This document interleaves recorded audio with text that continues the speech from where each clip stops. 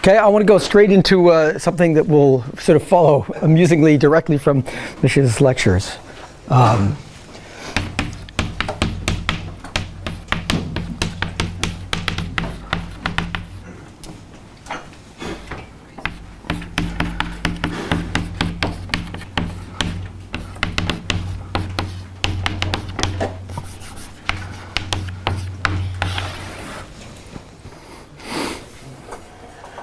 Okay.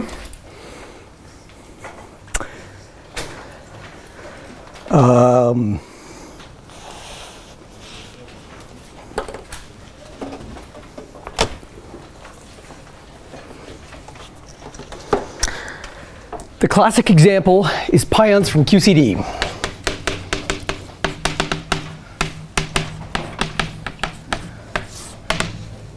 So this is something I'm sure you've already heard, so I'll just review a few of these things quickly and then just show you where the hierarchy problem shows up with pions and what the would-be quadratic divergence is and how it gets cut off. Okay. So let's take QCD with two flavors. So this has an SU2 left cross SU2 right, global flavor symmetry. The confinement of the quarks leads to chiral symmetry breaking. This global symmetry is broken to an SU2, which of course the inside here the T3 generator is gauged as U1 electromagnetism. Right. So SU2 cross SU2 broken to an SU2. We have three broken generators, and of course famously the pions are the Goldstone bosons of that spontaneously broken symmetry by this condensate. So we write the triplet of Goldstones.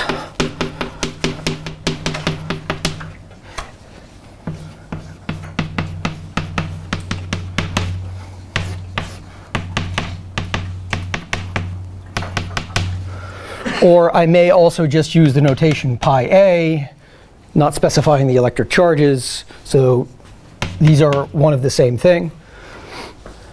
And they are as they are Goldstone bosons at this stage in the theory. They have a shift symmetry which exactly protects them from getting mass. So the pi a to pi a plus some constant. We can implement this inside a nonlinear sigma model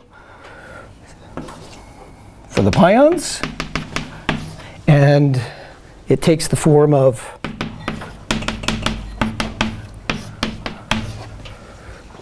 something like that. I may or may not be self-consistent with my twos. Sorry.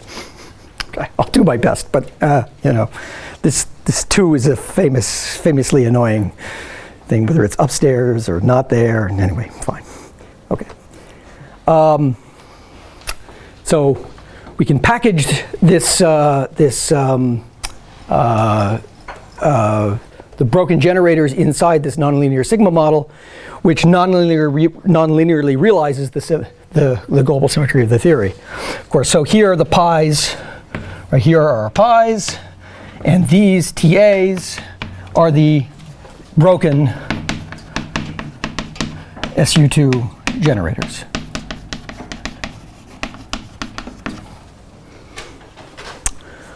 Yep. It's difficult to see from the back, so maybe just avoid it. Ah, yeah, the bottom. Well, yeah, but okay, that's fine. But the bottom is just something you've already seen before, so you should be happy. But thank you. I'll do my best. I think you should recover the horizon. No?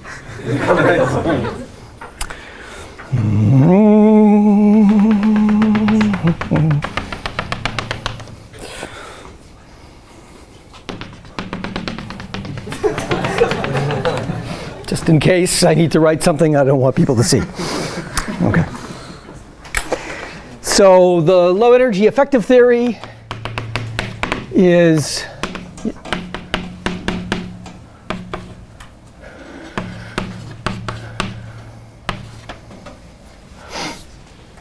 at least before, right, so far, this is the low energy effective theory, so far.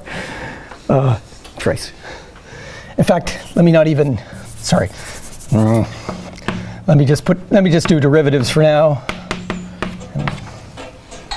And then, of course, these derivatives are precisely what implement the shift symmetry. Or you say it in different ways. Embedding in sigma and writing it with derivatives implements this. Okay. So at this point, before I do anything more, right, the Goldstones are exactly massless. But of course, as we know, chiral symmetry is also broken.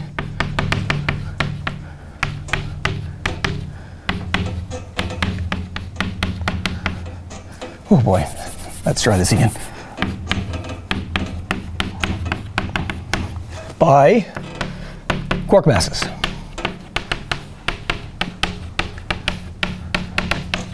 Which in the nonlinear sigma model formulation take the form of,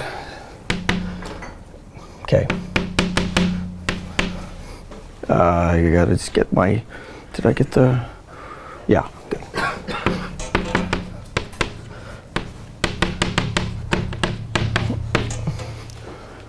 Right, so linear terms of sigma, not with derivatives, where M is a mass matrix for the quarks. Right. And then, of course, once you can quickly turn the crank on this and expand out to pi squared and get the pion mass, which is, right, m pi squared is 4 pi. Sorry, F.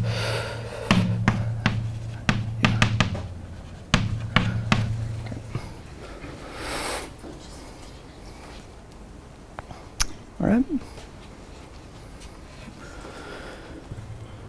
Okay, so we see sort of elements of this notions that we were already talking about yesterday. We follow the symmetries of the theory, and that leads us to glory. So in this case, we follow the symmetries that we have of the QCD Lagrangian. We see what the condensate does. We can characterize the broken generators through these Goldstones, but of course, because there is another spurion, another degree of freedom that is breaking the chiral symmetry, then we get contributions to the mass, and of course, this is how we characterize it. This is all standard, pion effective Lagrangian, chiral Lagrangian stuff. Right.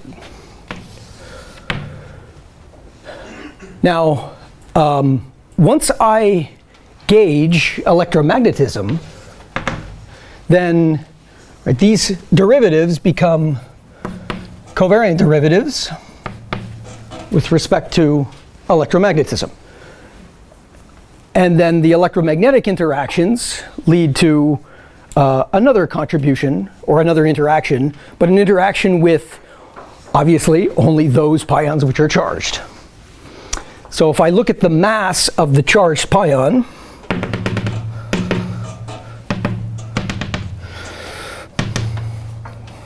this is sort of the m squared pi plus, I don't know, effective or after loop corrections is whatever I would have started with here.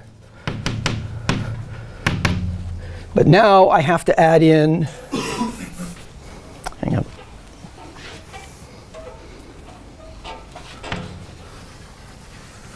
Now I have to add in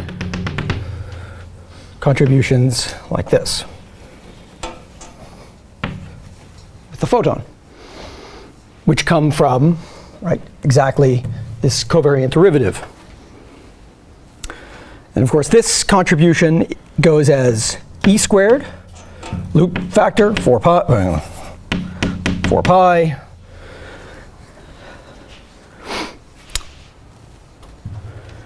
And in a cutoff regularization scheme, it's quadratically divergent. Okay, there's some number here. I'm not worrying about the number. The number is not relevant for the argument. The degrees of freedom counting, blah, blah, blah. Okay, so this is, now just to be clear, this is pi plus, plus.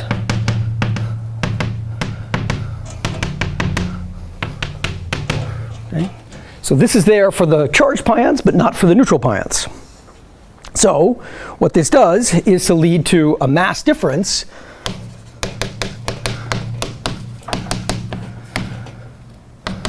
which is exactly proportional to this thing, this quantity.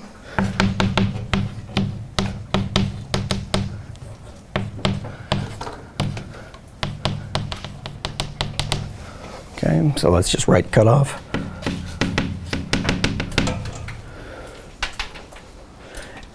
And of course, then it just begs the question of, well, how far can I take this chiral Lagrangian as an effective theory of the pions? And if I think that I can go as far as when I start seeing new resonances, new particles, I might think that then the cutoff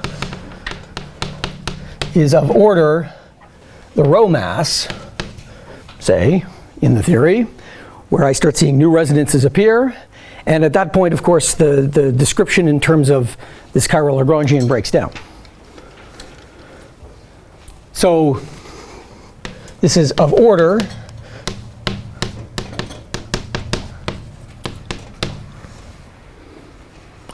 and then of course if you go to experiment, you look at this mass difference, you get a number, you go and compute this thing. This works sort of. You can actually do this calculation even better. If you well, let's see if I want to mention this. Yeah. So you can, if you use a combination of large N and vector meson dominance, then you can actually get this, and it looks with the coefficient as 3e squared, 16 pi squared, m rho, m a over m rho squared minus m a 1 squared 1 log m.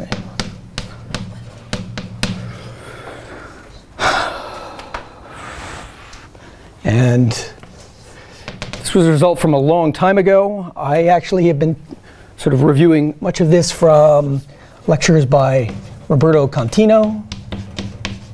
Let me write that down right now while I've got it. 5.4269. Okay. So what's happened? We had we had this global symmetry of the fermions broken by the condensate. Spontaneously, we get Goldstone bosons, but they're not exact Goldstones because the chiral symmetry is also broken by quark masses. That would have otherwise kept all of the pions at the same mass. But there was one more twist that QCD has, which is that we gauge electromagnetism. But gauging electromagnetism separates out the generators here. It, in effect, explicitly breaks the symmetry as well, and that causes us to get a quadratic divergence here in a cutoff regularization scheme. And then if I just naively cut this off at the scale where new particles arrive, I get approximately the right mass difference. Okay. So some of you have seen this before, and that's great. And if you haven't seen it before, I mean, this is in some sense the one motivation for trying to take seriously what it means to think about a hierarchy problem.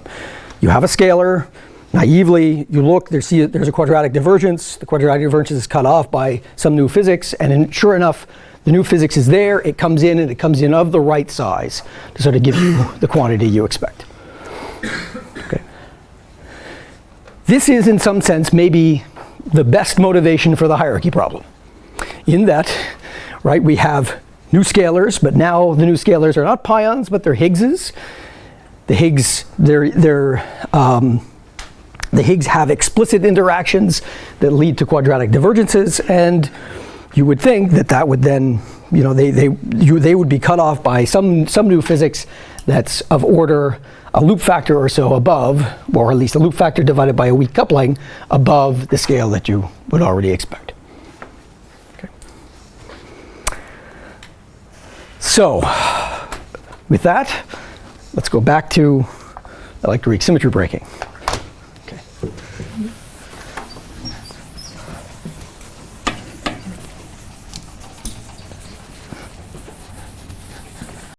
So you cannot. I don't know if I understood this. So can you know what's the value of lambda without measuring rho? No, I mean in the sense that, so as I said, this was in a sort of cutoff regularization scheme, but in the end, and this is perhaps the critical point, is that what this is telling you is that the difference in the masses between the charged pions and the neutral is quadratically sensitive to new physics. Okay, so in this case, the new physics is exactly the new resonances that we see at, 4 pi f or so. So the discussion I don't want to get into is the issue of what is the reality of a cutoff scheme, so-called. We can go into that, but I think one would always treat this as, you're never really thinking of this as a cutoff regularization scheme. You're always thinking of it as, what is the new effective theory? How far is this effective theory valid? Right, and it's when I integrate out that effective theory, I integrate out new degrees of freedom, that then gives contributions to the IR physics, and in this case, this is the size that you would get. Okay. All right. So now, let's go back to electroweak symmetry breaking.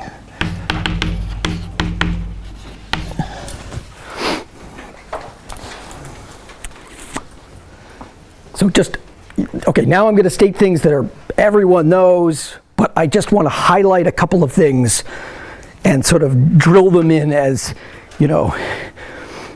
if you all know these things, I think, but let's drill them in as the pieces of electroweak symmetry breaking that you have to pay attention to if you think the hierarchy problem is going to be solved by some new physics. What are these two masses here? Sorry, I didn't. Yeah, I was being a little bit quick with this. This is the Rho and the A1. So the A1 is the one excited state from the Rho. And when you do large N and vector meson dominance, you can convince yourself that these are the only two that are contributing. Yep. Solenoid system breaking just comes from the difference in up and down. So the difference. So yeah, the pion mass thing is the sum of the masses, right? So the usual m pi squared that you write here is the sum. That's very small. The Yep. contribution of the mu might Yep. equal mv for the pion is very small. Correct. Yep. Yep. So this is the dominant effect. Okay. Good. So now, electroweak symmetry breaking in the standard model. Okay. So it is just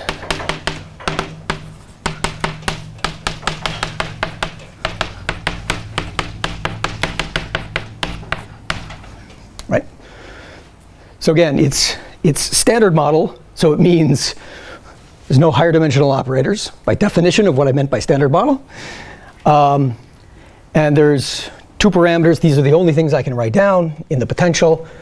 And obviously, there are several things that we need to sort of write down. One of them is it had better be broken, which is the sign of the first term, right? This is the parameter that everyone worries about, right? This is the one that is apparently quadratically sensitive to new physics, high scale physics, high scale physics.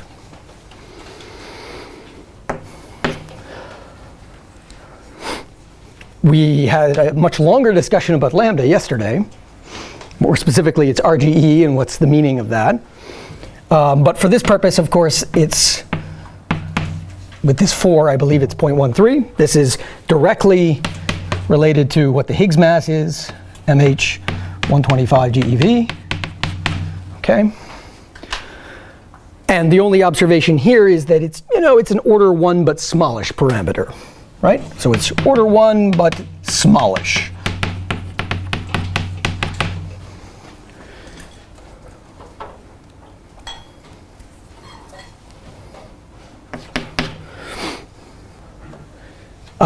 The Higgs is,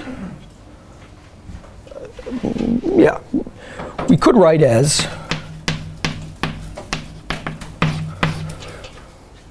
a doublet, a complex doublet. We could also write it as a vector of SO4, which is the global symmetry that the Higgs contains. And of course, this SO4, which is SU2 left cross SU2 right, after we give an expectation value to this thing, SO4 breaks to SO3, which is just SU2. And of course, this breaking, right, after you give it the VEV, breaks SU2 left, right, down. And then the SU2 right, there was secretly the U1 hypercharge buried inside. So that sort of carries down inside to the T3 generator of this. Right, so the residual symmetry here is just SU2, of which T3 is gauged as, here is electromagnetism, because of course there's another U1 that you cross and they mix and down it goes. Okay. As it stands, this is what is usually called custodial symmetry. And it's a good thing I don't have a line on this board, because then I can keep going down. I'll stop there. Okay.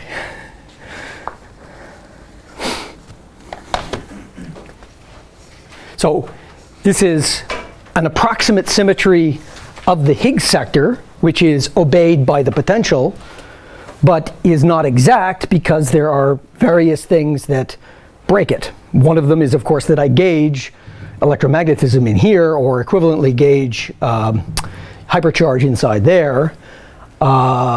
And among other things, also this left-right structure, or SO4 structure of the Higgs, is broken by Yukawa couplings, specifically the differences of up to down Yukawa couplings.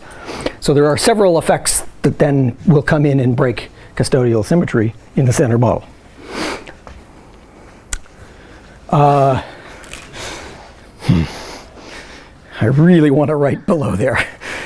Okay, I'll do it up here. Okay, I can. It's fine. I'll just put it right in here. Number 5. Can I fit this in? Yeah, I can fit this in. This is not directly related to the Higgs sector, but of course, as we all know,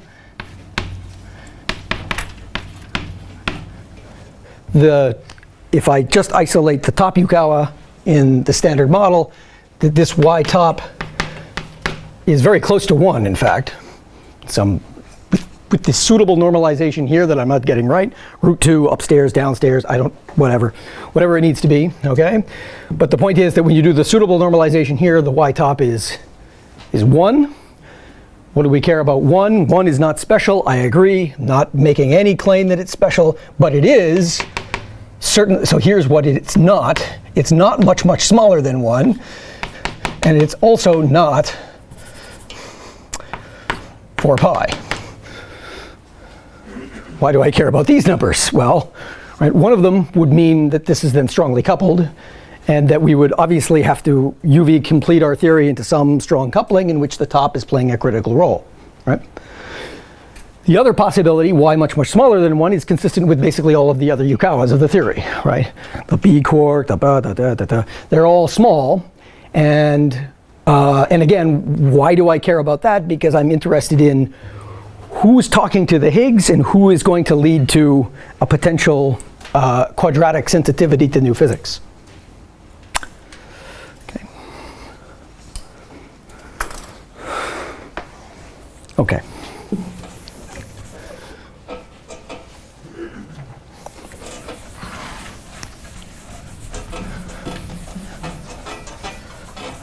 So the question is, once you come to this point and you realize that in the case of the pion, it was just the mass difference between the charged pion to the neutral. In the case of the Higgs, it's the entire doublet, right? The whole doublet is what we're concerned with. We're concerned with this quantity here. That's the quantity we care about. We don't care about m little h. So sometimes people will say, yes, the Higgs is 125. How do we get it to that mass? Oh, of course, that's easy. If you hand me this thing, I hand you a lambda of this, done, okay? So it's just important to emphasize that the critical thing is the doublet mass squared. Right? The doublet mass squared is the thing that receives the radiative corrections that we're concerned with. So the question then is, what do we do with the doublet in such a way that we can sort of, resolve the problem? And there are, and at this point, this fractures, right? The next step I take goes from sort of generalities into sort of immediately into model dependence. Because now at this point, if I say some words like blah blah blah, supersymmetry, pseudo Goldstone Higgs, whatever, I'm immediately into a model, right? And so then I have to go into that and do it. But here I think it's probably useful to at least see one version of how this would be completed. And the one that I decided to take a little bit of time with is the pseudo Nambu Gold NCNB Higgs. Or, yeah, okay, this is how it's usually called. So this is, by the way, a good reference is again back to Contino, who has a much longer and much more detailed review on pseudo Nambu Goldstone Higgs, and here I'm only just going to give sort of some highlights.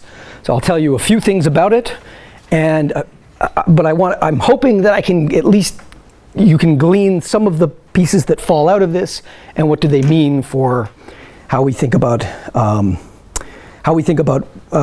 these parameters of the standard model and what we're supposed to do with them. Okay. So, but there is still no problem, no? Or? There's still no problem. There's still no problem. So this, as I said, what I'm going to do is to construct a new theory beyond the standard model to reconcile this quadratic sensitivity of the Higgs mass. So the statement is, if you don't go beyond the standard model, there is no problem. So that boils down to whether you think there is new scales in the theory. I think what would be widely agreed upon in the community is that if there's a new scale in the theory that is at all talks to the Higgs, then generically there is a quadratic sensitivity to the physics at that scale. Okay.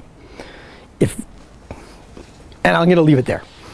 I think no one will disagree with me on that point. Yeah. Okay. So, pseudo Nambu Goldstone Higgs, the goal is to embed the entire doublet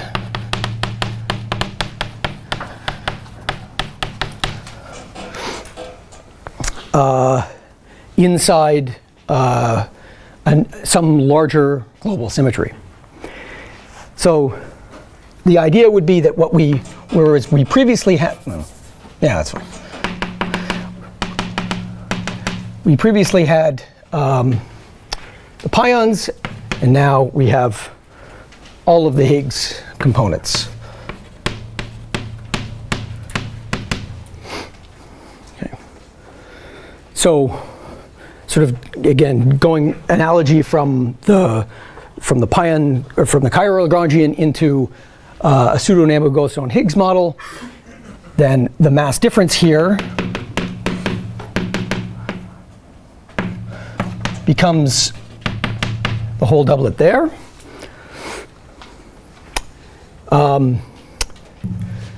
So this transforms under SU2 global with U1 EM gauged,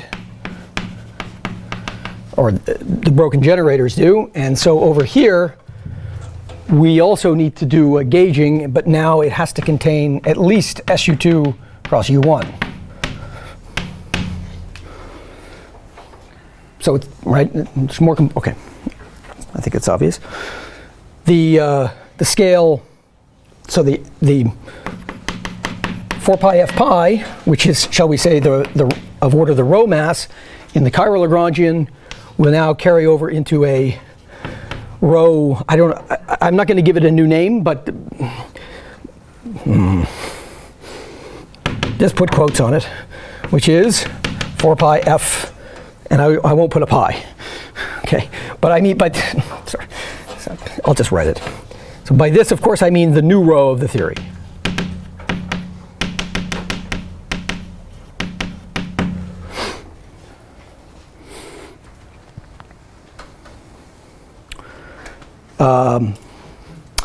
The larger symmetry here, SU2 left cross SU2 right. There's many possibilities for what you could do, and that really boils down to what you're trying to achieve with your theory. Yeah, so there's several possibilities for what I could imagine how I would embed a Higgs multiplet, one or more of them, inside a larger global symmetry. The one that I'm going to pick for the purposes of illustration today is the coset space SO5 mod SO4. Okay, so SO5 mod SO4 is analogous to SU2 left cross SU2 right down to SU2, where, oh, it's already erased it, but in the chiral Lagrangian down to just SU2. So, whereas over here, we had 6 generators, 3 broken, and then 3 conserved, one of which is gauged. Here, we have, let's see, so we have, so in there, we have a total of 5, 4, 20 divided by 2, 10, right? So 10 generators.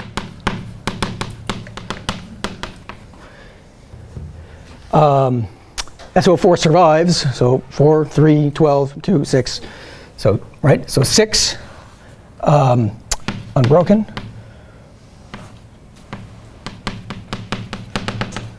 And 4 broken.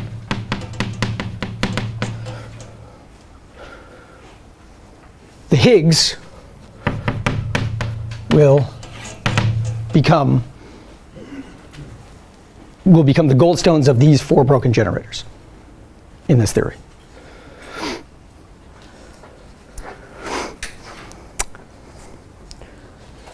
Okay. So if I have some new larger global symmetry, and then it spontaneously breaks, and I get 4 broken generators, and I have no other sources of breaking in the theory, then I've achieved V of H is 0. Okay, right? The potential is exactly flat because the Goldstones are exactly massless, right? And they have no interactions, no non-derivative interactions, excuse me. Right, so the potential is exactly flat, and this is flat for, again, emphasize, doublet. Right, it's the doublet. Now, in the end, just as over here we had electromagnetic interactions that induced this mass difference between pi plus to pi naught, over here we will also have gauge interactions, and as it will turn out, top quark interactions that will explicitly violate the global symmetry, and so will lead to would-be quadratic divergences cut off by the applicability of this low energy effective theory, treating the Higgs as a pseudo-Nambo Goldstone boson of this global symmetry. So they'll be cut off by the Rhos and A1s and whatever of this new theory. Okay, so these are going to explicitly break global symmetry. And then that will regenerate for us a potential for the Higgs. Okay. So that's the picture. That's basically how it works. It remains to be seen what potential it generates. We know some of the criteria that it already has to satisfy. So here's our potential. It has to satisfy mh squared negative. And that's not automatic. Okay, it's not automatic. We also have to have a quartic coupling, and it should be smallish. Right? Those are the requirements. And we achieve that, then we're golden, shall we say, up to whatever additional states are in this theory, and whether those states, how those states restrict, whether those states have been found or not, or any otherwise experimental constraints on what the scales of those new states are. So I'll just maybe make a couple of words about that maybe later. Okay. So how does this work in practice? Excuse me? Yeah. Whatever you generate, shouldn't it also respect custodial symmetry, or at least? Right. So therein is, again, when I said that there were several options here for what this global symmetry could be. In other words, whether the coset space here obeys or does not obey custodial symmetry. So people have written down theories in which it doesn't obey custodial symmetry. People have written down theories in which it does. And this is a case where, right, this is SO4, so we actually get, well, we get all four of these generators out. We have an SO4 global symmetry in the low energy theory. And so we can see explicitly, when we look at the masses that get generated, we can see explicitly that they don't violate custodial symmetry here. At the sort of, at the order by which we're working. Yeah. So in fact, that's what makes this theory, I think, attractive, is precisely that it embeds custodial symmetry in a very simple way. Yeah. Can I ask about the importance of custodial symmetry? And why in modeling you always have to keep them? You don't. You are free to add new physics that violates custodial symmetry. You will just be ruled out by experimental constraints if that violation is, roughly speaking, below 10 TeV. The origin of that is, one origin of it is, the usual thing that we talk about is what's called the Rho parameter, or equivalently the T parameter. So these electroweak precision parameters that characterize custodial violation. And because of the LEP 1 and 2 data that restrict the size of the custodial violating parameter, that restricts where I could put this new physics in. And roughly speaking, if I think of it as an effective interaction, a dimension 6 operator, then it's sort of 10 TeV. So embedding this in custodial symmetry means I won't have to take all of these states to 10 TeV. I can take them lighter. How much lighter still remains to be seen. Yeah. Can you remind me, why is it called custodial? Okay. I might need correction from the elders, but was that unfair to say it that way? Okay. I don't think so. My memory was that this was from Veltman from early 80s, and he was the one who quoted this, but I could be wrong on that. So it's just the name. It is the symmetry that accompanies the Higgs sector. So custodial. Yeah. Because, for example, in the case of fermion masses, the chiral symmetry, the chiral U1 symmetry, that is explicitly broken by the Dirac mass term. It's also called the protective symmetry, custodial symmetry. And since we were talking about maybe corrections to the mass squared, I was wondering if it plays a similar role here. I think those are different uses. Yeah, because in the one case I would have called that, again, as we talked about yesterday, right? The fermion masses are technically natural, again, in the sense that I send them to 0, I enhance the global symmetry. Here, I send the mass squared to 0. You know, I don't enhance the global symmetry. So, yeah. Okay. Good. Okay, so, yeah. Can you just repeat why the potential is zero? So at this stage in this theory, before I gauge any interactions, before I write anything to do with top quarks, so at this point I do not have a Higgs that actually couples to fermions. I just have, in principle, a theory of an SO5 mod SO4 coset, which pops out for it 4 degrees of freedom that I can group as an SO4 multiplet. That's all I've got so far. So what I'll have to do is to add the bells and whistles, the gauge interactions and the top quark interactions to make this realistic. But before I do that, these are really Goldstone bosons, and so Goldstone bosons are exactly massless. So their potential vanishes. So let me just give you a few of the highlights of how this goes. I by no means will go through excessive detail. I'll do a couple of things just to sort of highlight how to think about this type of theory and sort of what follow. Oh, I erased it, but okay. Hopefully you wrote that down. All right. So this SO4 is really in one-to-one correspondence with the SO4 that we have sort of here, in the sense of it's SU2 left cross SU2 right. So what you need to do, anyone who's done sort of left-right model building knows that you can't actually embed quarks inside SU2 left cross SU2 right. This hypercharge is annoying. You have to add a U1. So there's another U1. So the G mod H is actually SO5 to SO4 cross a U1. And this is just, as I say, to get the hypercharge right. So the nonlinear sigma model here looks like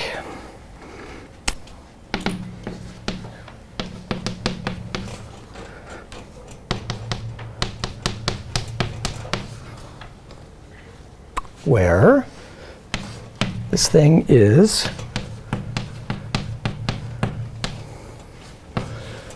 and pi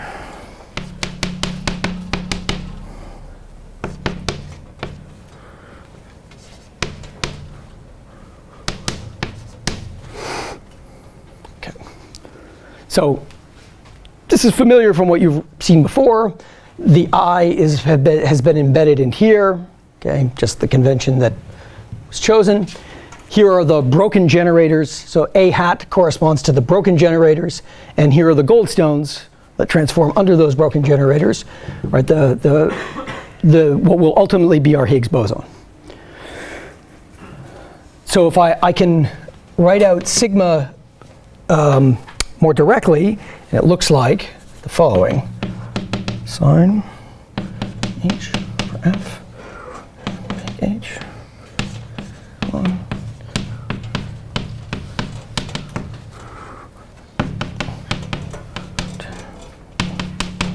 F, where big H is HA at squared. Right, so here's the direction that's breaking SO5 to SO4. Here's the remaining SO4 rotations that I can do. Right, and so then these guys transform there, and there's some effective rotation angle between how much of it is in sort of one side, how much to the other. So this is the sort of a sine. And if I multiply through, I get a cosine here. If this form looks odd, let me just do a quick little thing about what's the pion analog.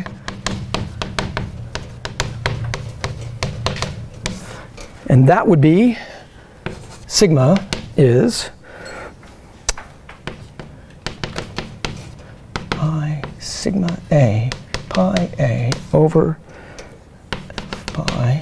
And now I've dropped the 2 just to be complicated.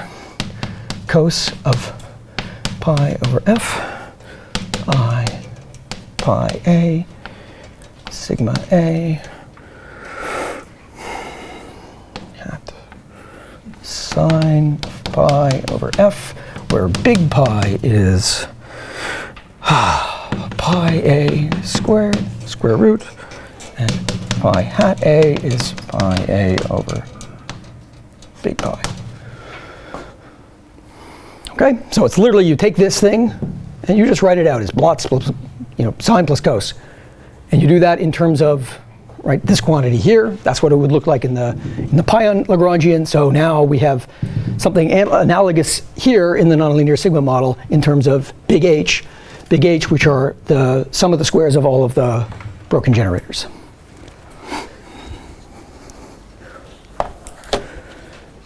So I'm going to erase this, I think.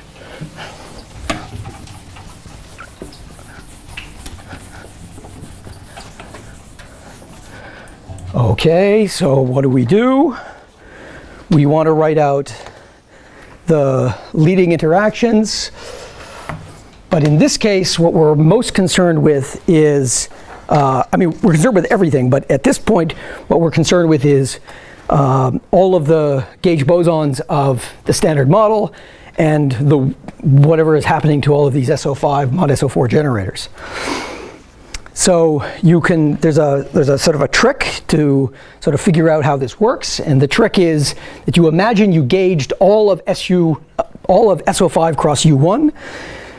You sort of work that out. That allows you to understand which are the terms in the Lagrangian, and then you dial off all of the generators that are actually not gauged. You just turn those gauge couplings to 0, and then poof, you have your theory. So it's a cute little thing. Let me just show you a couple of steps how that goes. So the Lagrangian in momentum space looks like eta mu nu minus q mu q nu q squared times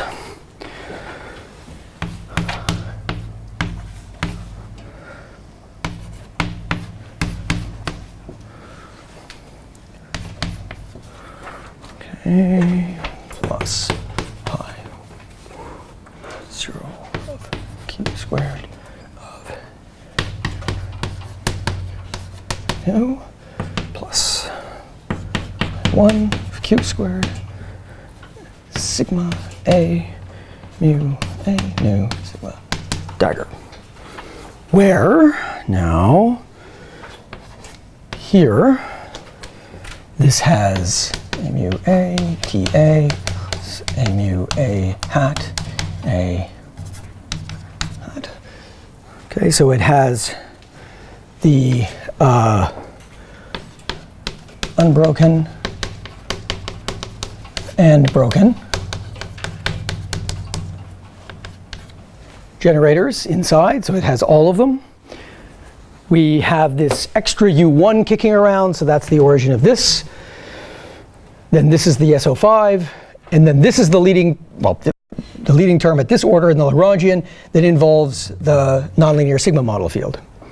So in effect, right, this trace is just coming through and hitting these indices, contracting this up. Here you've got some index hanging off, and it's all sort of contracted across. Oh, parentheses. Okay. Sorry, did you say that U1x is exactly U1 hypercharge? No, it's not exactly hypercharge. So hypercharge is, Yeah. So it's basically, so hypercharge ends up being x plus the T3 of SU2, right? Okay. Yeah. Yeah, it's good.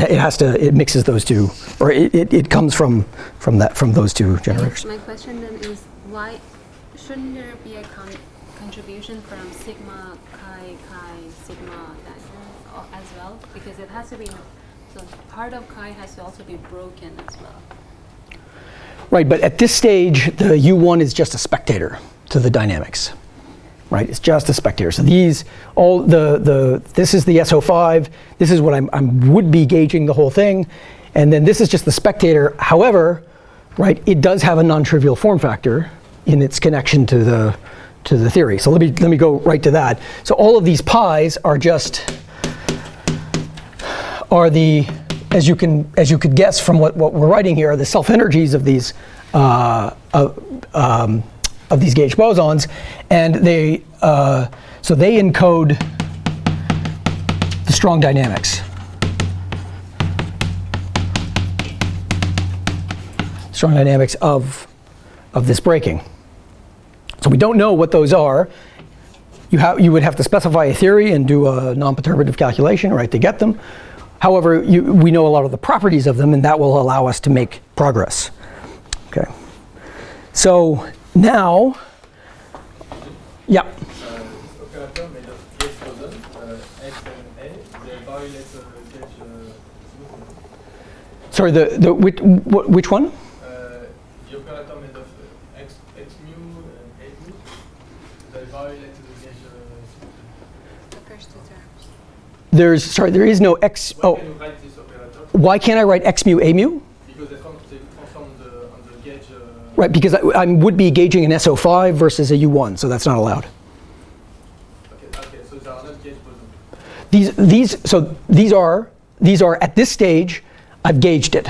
I've gauged the whole thing, the whole SO5 cross U1, and then what I'll do in a moment is turn off the gauge couplings of everything but SU2 cross U1.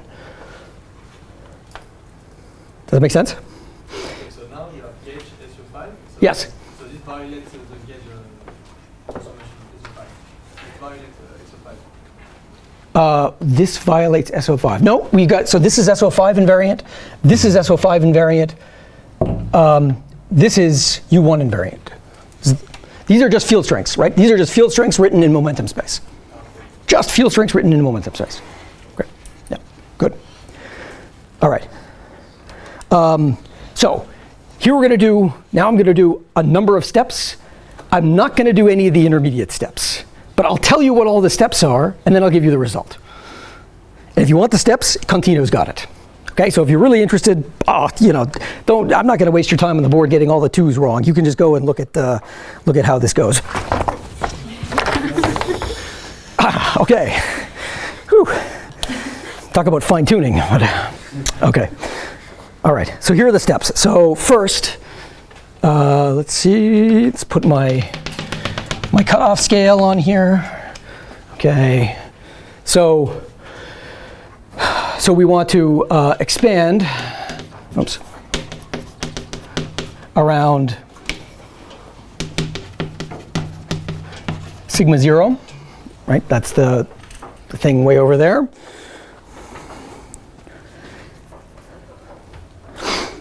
And then,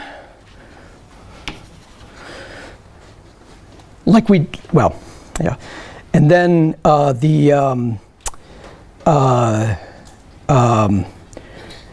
if you go to large N number of colors of whatever that would ultimately result in this coset theory, then that also simplifies what the structure of these 2-point self-energies. Okay, so that simplifies the analysis. Then you switch off the unphysical gauge bosons, leaving SU2 cross U1 present. So you just keep electroweak, and then expand these form factors in the limit that Q squared is much, much less than the rho mass. And assume for the moment, and we'll return to this point absolutely in just a little bit, but for right now, assume that the Higgs gets a VEV. And we're free to dial that into, say, H3, which might be the component that we imagined where it would be. But I mean, you can put it anywhere and then just rotate it later.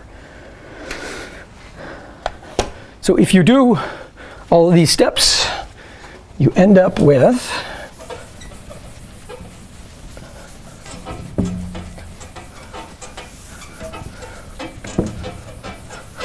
the following. So the same thing in parentheses there. This right? The transversality of this. Did I put the, sorry. There we go. Let's get the 1/2 should have been in the right place. Okay, so then you get 1/2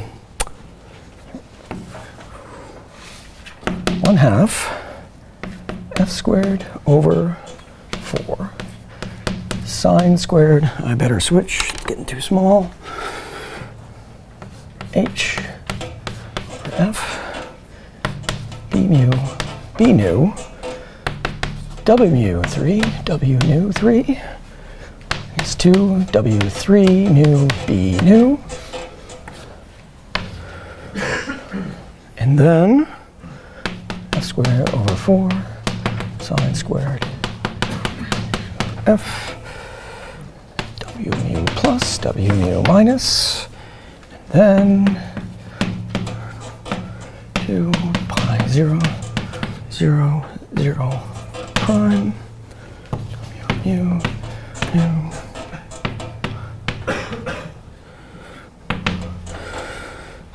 plus more pi primes times b mu b nu. All right, I don't want to do all of this. Okay.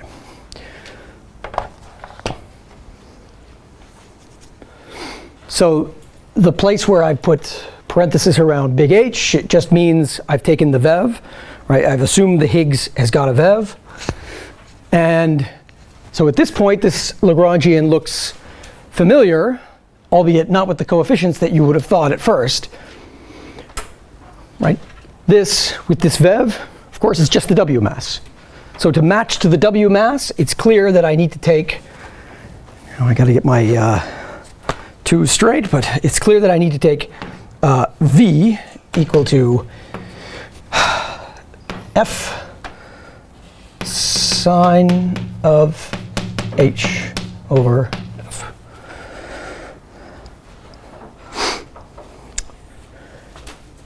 So I have to match this to there, and that will give me the correct W mass.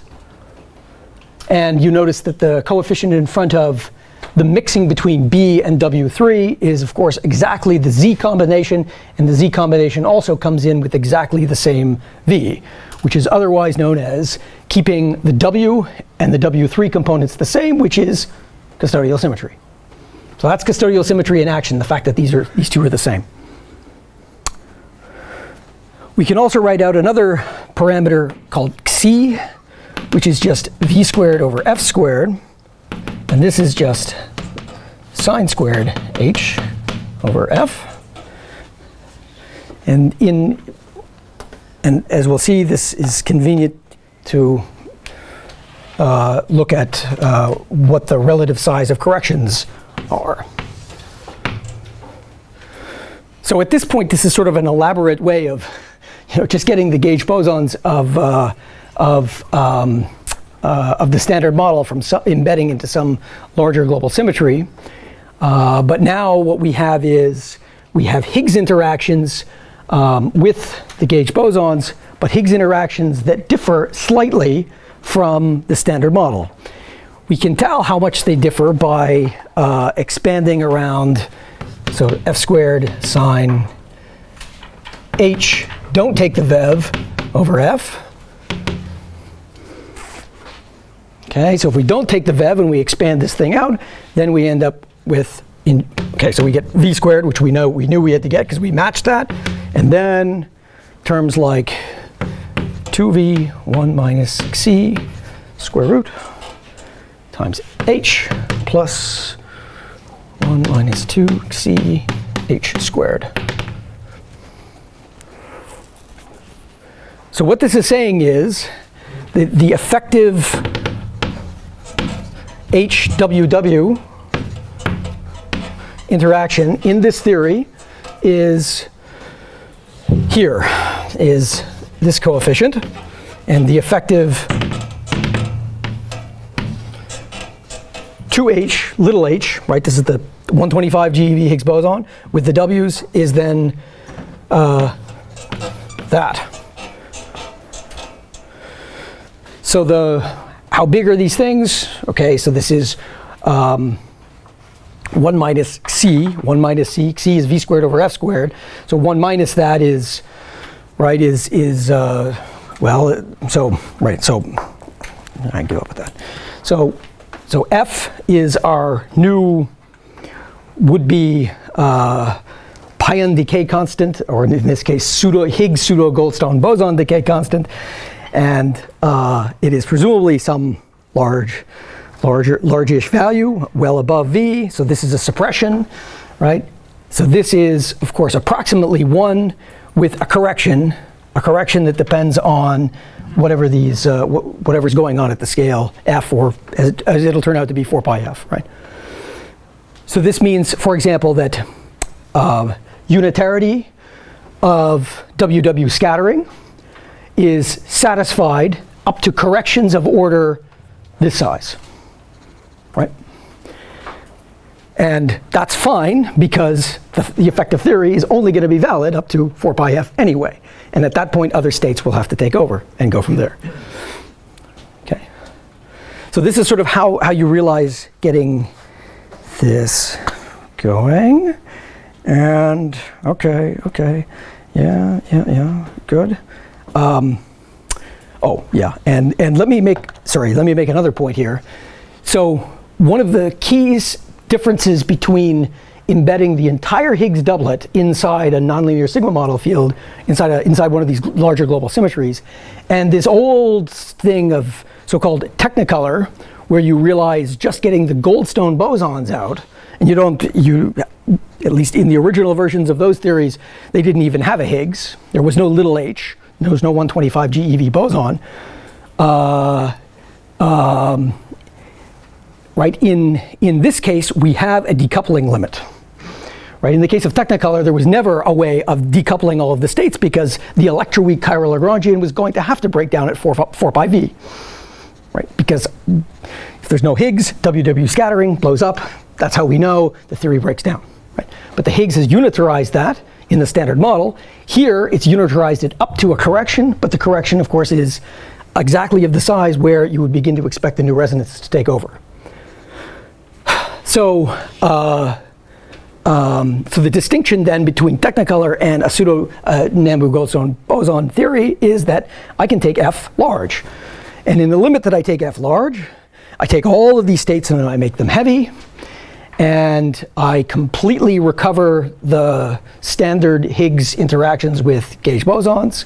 And it looks just like the standard model. With the only, well, what's the price to pay? So why not just take this all the way to the Planck scale then? This is great, right? We've got it. We can make these couplings arbitrarily close to the standard model. So let's take it to the Planck scale. Why don't I want to do that? Same problem as hierarchy, new problem. Yeah. So the next thing I want to do is look at the Higgs potential, right? Because there, of course, what we'll see is it's exactly the states that are coming in to lead to a quadratic divergence. The new physics that talks to that is of order 4 pi f. So if I raise f arbitrarily large, I recover the quadratic divergence problem. Yep. Does the effective Lagrangian for the standard model gauge bosons depend on the precise embedding of SU2 cross U1 into SO5?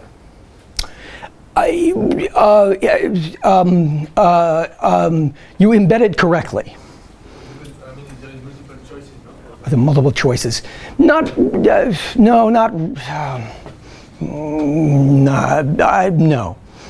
I think once you decide you embed just this thing inside the theory, then you would always do field redefinitions to result in what you're seeing here.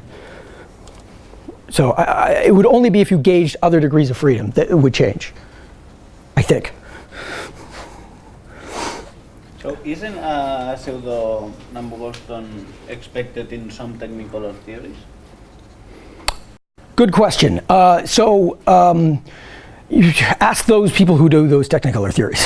So there are people who will explore the possibility of, so to that effect, of a state like H, or 0 plus plus, that appears in the spectrum as well.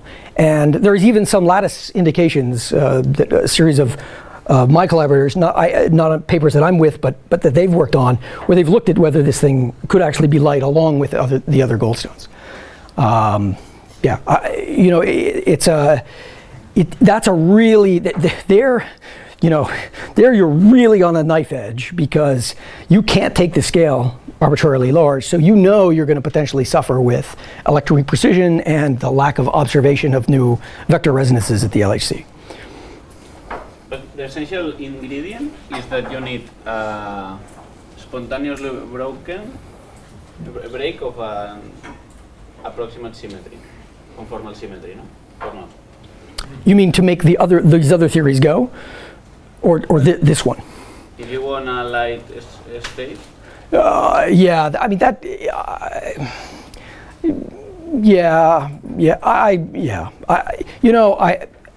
I don't really want to. I don't want to get into that, or otherwise it'll probably take me too far afield. So yeah, okay. So the last piece of this is to look at the Higgs potential, and there we take inspiration, or well, not just inspiration, but we take the calculational technology of Coleman-Weinberg.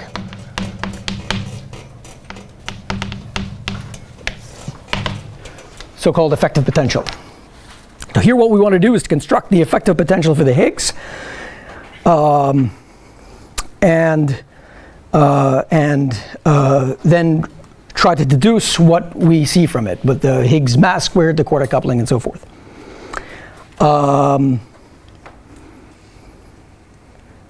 If you haven't read Coleman-Weinberg from 1973, great homework tonight. Go off, read Coleman-Weinberg. Okay, it's a fantastic paper. Anyway. There are papers from ages ago before the archive where people actually spent time writing nice English, and you could read them, and it was really joyous. And these days, it's all about getting the paper in the first microsecond on the archive, so it appears first, and then the level of English that goes in has definitely deteriorated over time, on average, across papers. Not looking at any people in particular, just saying. Okay. Anyway, Coleman-Weinberg is a great thing to read.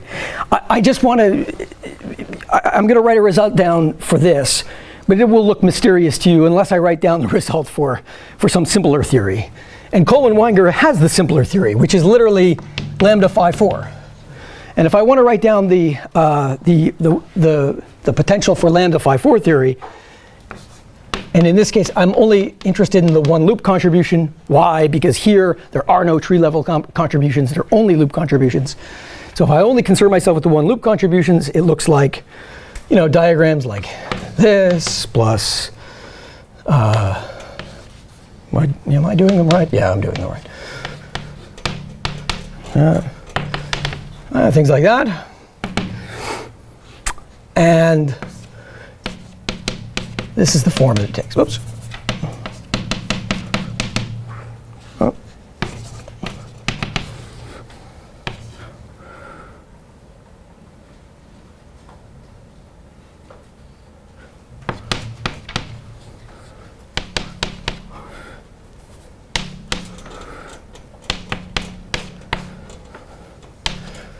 Right, so I have n propagators running around these loops. I sum up all of the loops that I get, and that gives me my one loop Coleman-Weinberg effective potential.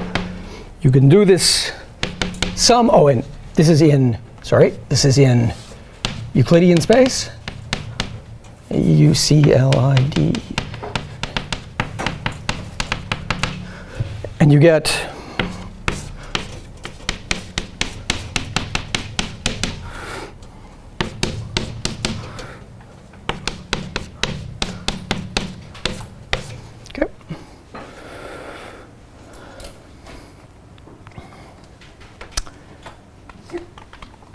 so you get a log, and that's just from doing this resummation.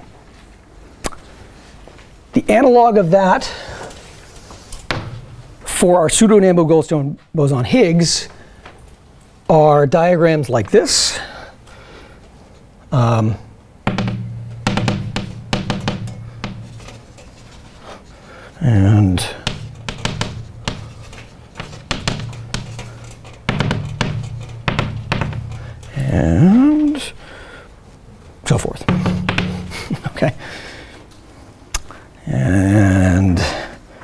going to slightly adjust my unitarity bounds.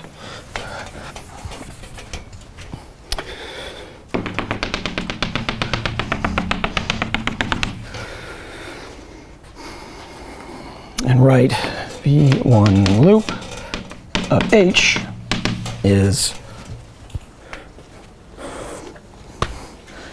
okay, there's some numerical factor. There is an integral over d4q, just like up here. There is a log of 1 plus something, just like here. And the only difference is this, we did a perturbative calculation and a perturbative resummation with a perturbative lambda. But now we have interactions that are strongly coupled here, the strong coupling being embedded within these pi's, these self-energies that we wrote down before. So we're going to have to end up getting pi stuff here.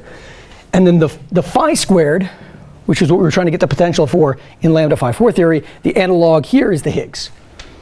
But we know the Higgs is going to have to enter as, you know, sine or cosine of some power, because that's the only place it entered in the nonlinear sigma model. And it turns out to be this pi 1 q squared over 4 pi 0 q squared. And that's it. So the analog of the interaction and so forth is, okay, anyway, let me just leave it there.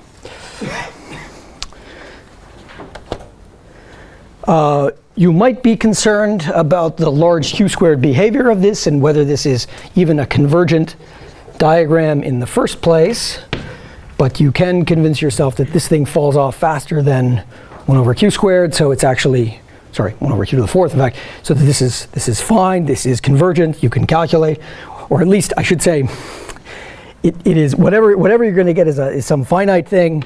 You can then estimate it. You can estimate this by doing an expansion in pi of q squared, and you get where this expansion is, sorry, 0 is q squared over g squared, and you get 9/8 g squared over 16 rho squared sine squared h f some integral 0 d q squared q squared. So this is finite and positive.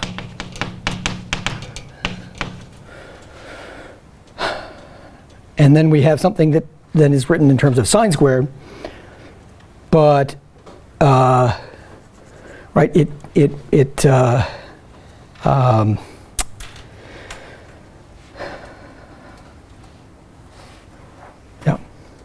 So right. So then once I expand this thing out, I can see whether my Higgs mass term appears. So from here I will get some Higgs mass term, I'll get a Higgs quartic, and so forth. If you do that and you compute what the Higgs mass squared is, it's positive.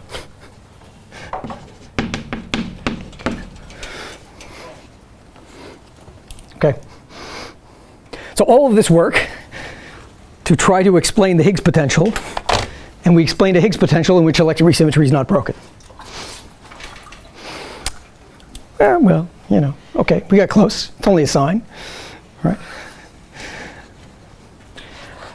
If this were the end of the story, of course, this would not be a model worth talking about.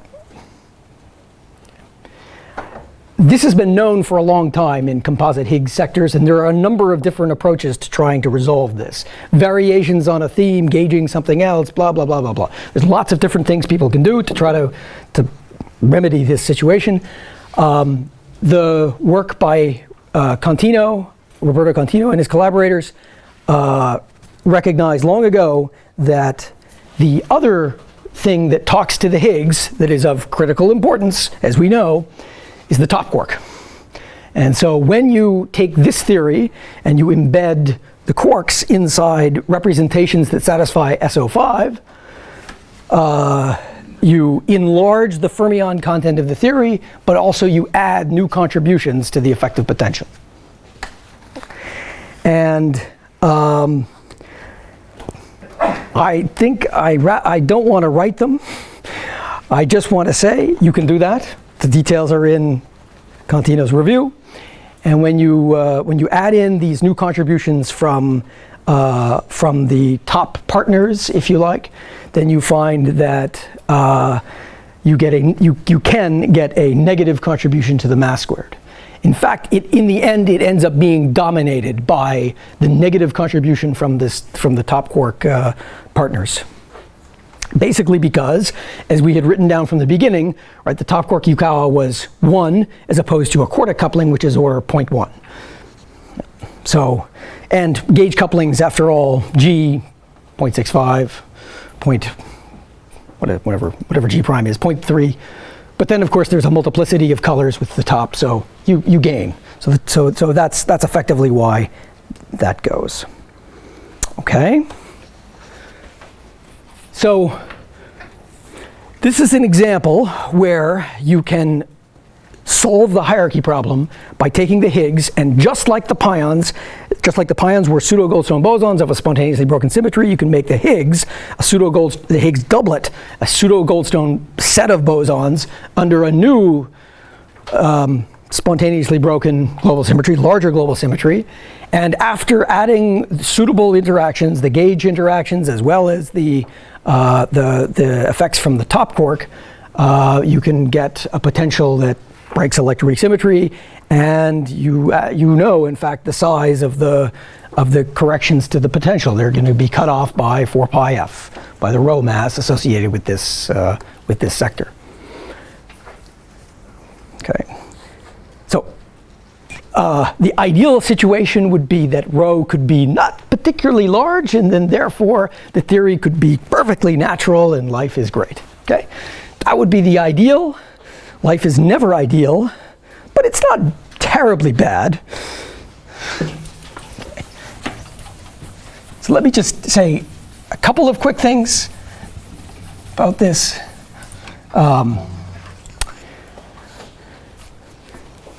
So there is, right, we've written gauge bosons, here.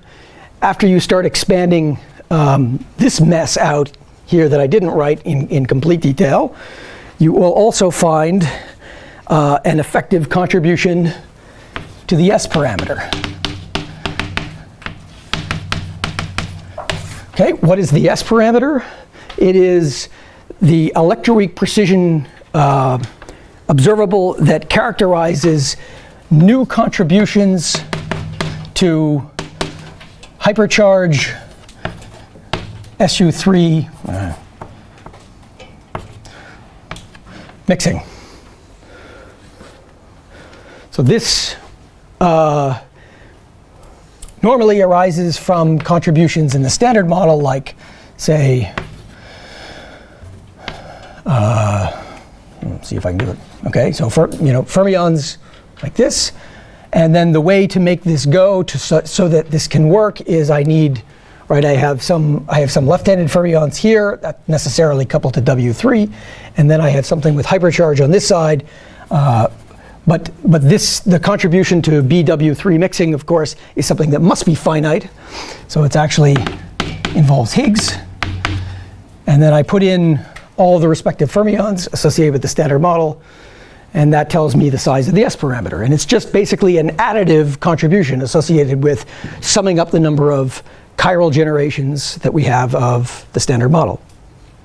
So in this case, there's new states of the SO5 mod SO4 that get embedded inside this non-perturbative loop, or this mess, the self-energy, and you can then estimate the S parameter, and its size is proportional to one of these self-energies, pi1 prime of 0, 2 pi, and then the famous Xi parameter.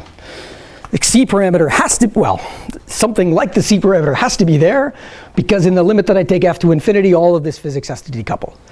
So this thing being, again, just v squared over f squared, we know that in the limit that f goes to infinity, s has got to go to the new contribution, that delta s, the new contribution to s has got to vanish. And then it's proportional to some self-energy, which is exactly the one that allows this mixing. And then at this point, you have to just sort of do estimates of how big this self-energy is. And if you do that, you get something like 0.14 TeV over m rho. Did I do that right? Yeah, squared. Okay. Yep. Only chiral fermions contribute? Is there... Correct. I mean, in this, yes, only chiral fermions contribute to the S parameter because chiral fermions are what have this, right? This Higgs insertion. But can't you? I don't know. Can we also H vector like top partners and then, but then it's... So then the left and the right-handed guys will have the same mass and they will cancel, if you like. So the vector-like particles will just cancel. Will self-cancel. Okay, so the contribution to this electroweak precision parameter that has been measured at LEP to approximately this accuracy, 0.1-ish, would be satisfied in this theory so long as the rhos of this theory are heavier than roughly 4 TeV. It's not bad, right? That's not too bad.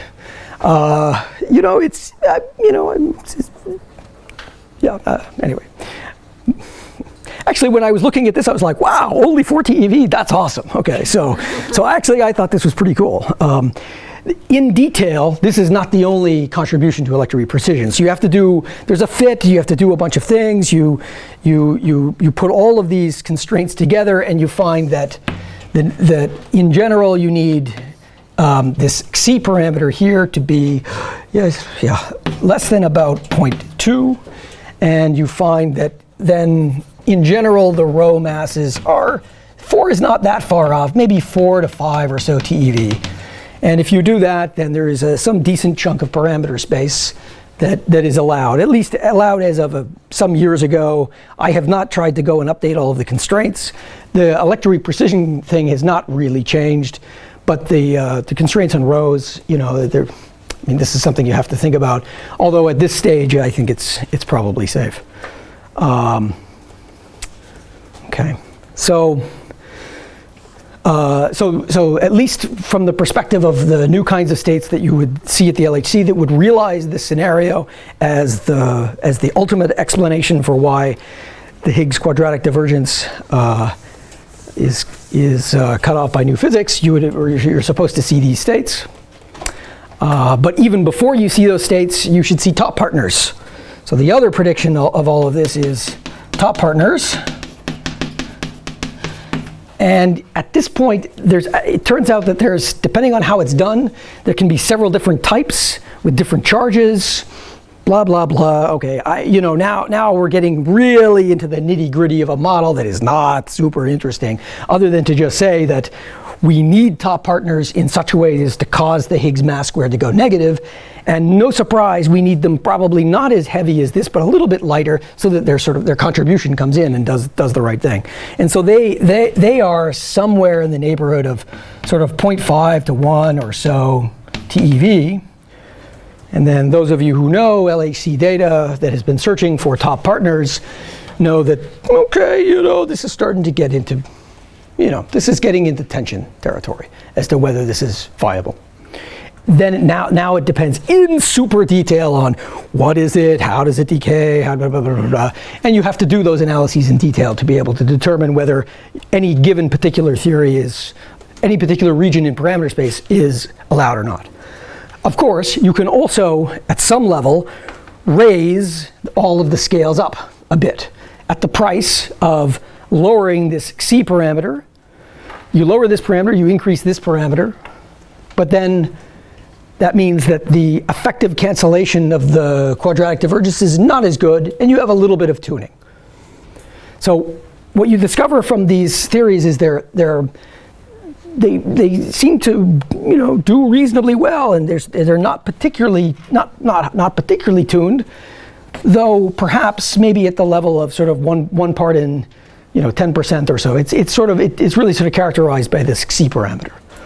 Okay, so something at that level maybe it's even a little bit worse than that now, given the LHC constraints. But this at least provides for one interesting way to sort of follow what the standard model has already implemented. Pions that have charged pions whose mass difference has a quadratic divergence cut off by new physics. This is basically the same thing, but with the Higgs, suitably extended with these sort of bells and whistles that I've explained. Okay. That's all I'm going to do for today, and we'll talk a little bit more about the hierarchy problem tomorrow, and then we're going to completely switch topics to dark matter. Okay. But let's not hold up your hunger any longer.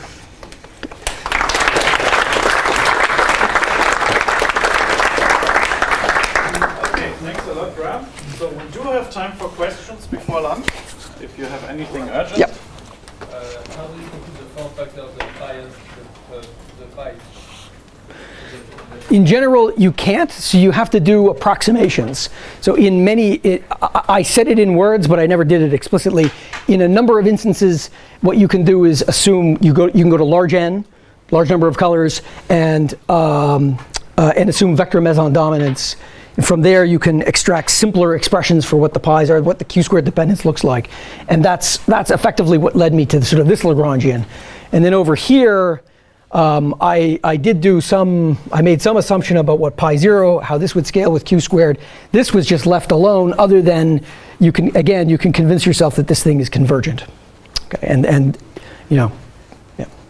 So in general, you need non-perturbative physics to compute this. Oh, so actually, since you brought that up, there are people who are trying to implement the UV completion of the coset model.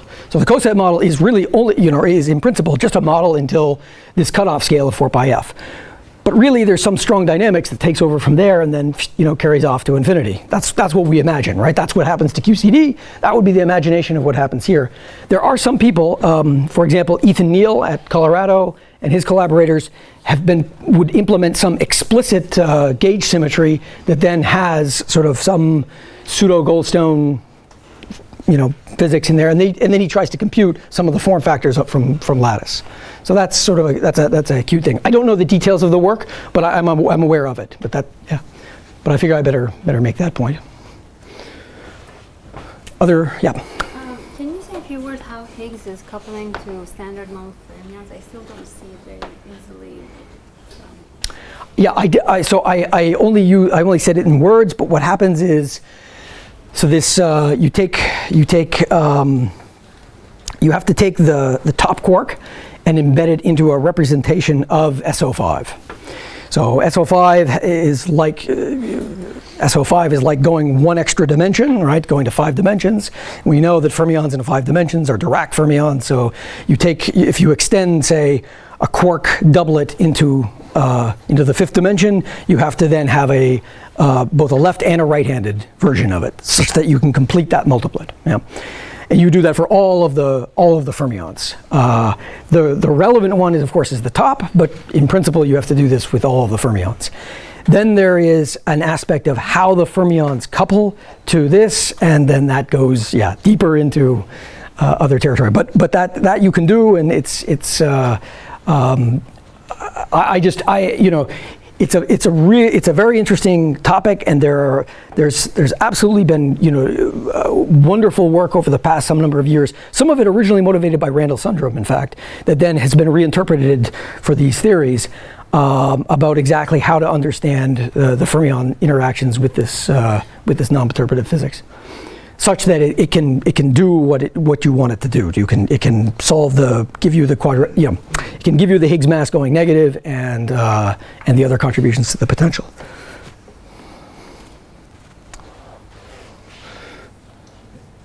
There are no more urgent questions. I guess we can go for lunch. Great.